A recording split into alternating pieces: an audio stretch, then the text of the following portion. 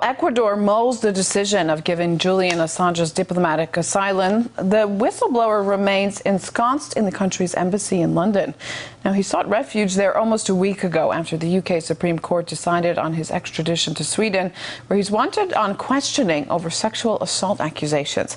Sara Firth is following developments in the British capital. Julian Assange has just spent his sixth night in the Ecuadorian embassy here in London, waiting for that all-important decision over his bid for asylum in the country. Now, he's a man who's described being let down by his own country, Australia, and having exhausted most of his legal options here in the UK in that ongoing battle against extradition to Sweden, where he faces questioning over sexual assault allegations. And of course, the fear has always been that if extradited to Sweden, it would be very easy to extradite him across to the US, a country that still carries the death penalty for some of the crimes that they've accused him of. Now, Julian Assange and his supporters have always maintained that the case against him is politically motivated, and a campaign to silence not just Assange himself, but also WikiLeaks, the revolutionary whistleblowing website that has hugely embarrassed many of the Western governments in the past. Now, despite having spent more than 500 days detained without charge, that hasn't stopped Julian Assange, and in that time he's hosted an interview show that's been running on RT. Now, in a previous show we'd seen him interviewing the President of Ecuador, and they'd seemed to hit it off.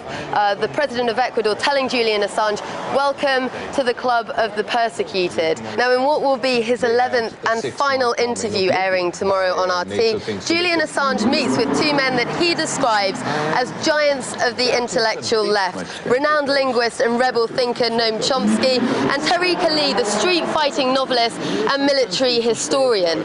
Now, during that interview, they discussed the new waves of revolutionary movements we've seen taking place around the world in the past couple of years. I didn't see it coming. I don't think most people saw it coming, because it's the occupation of Tahrir Square in Cairo that inspired activists all over the United States. So the Arab Spring has been very infectious, and it's still going on in different ways. Noam Chomsky. Sooner or later, there would have to be a popular reaction to the bitter class war that's been fought for the past generation. I've been talking about the United States, but the phenomena are basically worldwide. Tomorrow, you're going to see his 11th and final interview for his show on RT. I tell you, no less controversial and intriguing than we've come to expect from the man who founded WikiLeaks, who many say have revolutionized whistleblowing, and who once again has the entire eyes of the world upon him in his ongoing struggle against extradition.